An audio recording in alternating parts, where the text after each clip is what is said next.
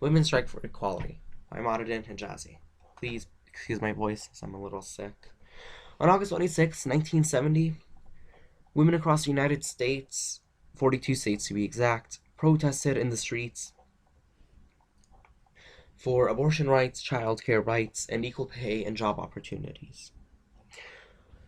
NBC said that women did have equal rights. However, according to Time magazine, this was not true, as they lacked abortion rights, so reproductive health, childcare rights, and didn't receive equal pay. They received about 60% of what men made. So, feminist and president of the National Organization for Women, or NOW, Betty Friedan, gave a speech in Boston and New York urging women to protest on that one day, as it was the 50th anniversary of the passing of the 19th Amendment. However, on an international scale, she was viewed as a barbarian for forcing women to disobey their husbands. But on a national scale, she was viewed as a hero and listened to. You can read her speech in her book, A Feminine Mystique, and you should also read my 1960s blog post about that book.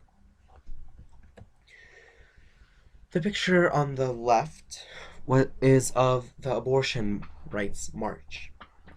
According to JWA.org, women constantly chanted, "We no longer want to have the child of our significant others or our rapists." So they decided that they need abortions in order to feel safe and comfortable and not be pained by looking at their children and reminded of the horrifying incident that they went through. However, this was the most famous, or I guess infamous, of the three main marches, because it turned a little violent when men began throwing glass at them, and they retaliated by throwing the glass back, broken shoes, umbrellas, makeup, purses, cans, anything they could get their hands on. The picture on the top right is the march in New York for childcare rights. Then women were faced with two options: work or take care of their children. But once they had children, they were forced into the latter. And women at that time there was a significant increase of divorce and death of their husbands, of many men. So they decided that they needed to take care of their children and provide for their children, but could no longer do so. However, this protest did end soon after, as people offered to take care of their children while they worked. So it wasn't as famous. Now the bottom right one was almost as famous as the one for abortion rights. However, it never turned violent and therefore not publicized much. But according to msmagazine.com and Times Magazine, women earned about 60% of what men earned. So this angered women, outraged them, and so they began to protest.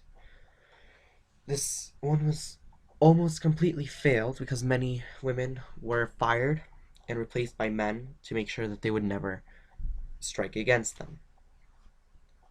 And here are some three interesting facts. The first one being that Liberty trash cans were set up around the United States, where women could throw away beauty products to show that they no longer needed to be beautiful for men, but they could be beautiful for themselves. And they decided to throw away hair straighteners to represent that they no longer needed to straighten out their act for men. But this ended soon after when they began to jokingly say the only thing we cannot throw out is men, which outraged men and outraged many reporters. Another interesting fact is that a Detroit man was kicked out of his bathroom in his own company, in protest by women because women had one bathroom for every two that a man had. So they kicked him out to show him how they felt sharing a single bathroom. And the last interesting fact is that few African American women protested because they were very often beaten by the police or were called out by white women as being fake feminists. However, the few that did accept them made sure that the African American rights movement and the feminist movement interlocked together to support each other. This was the beginning of the second feminist wave, according to Times Magazine, but they would still be called communists by NBC.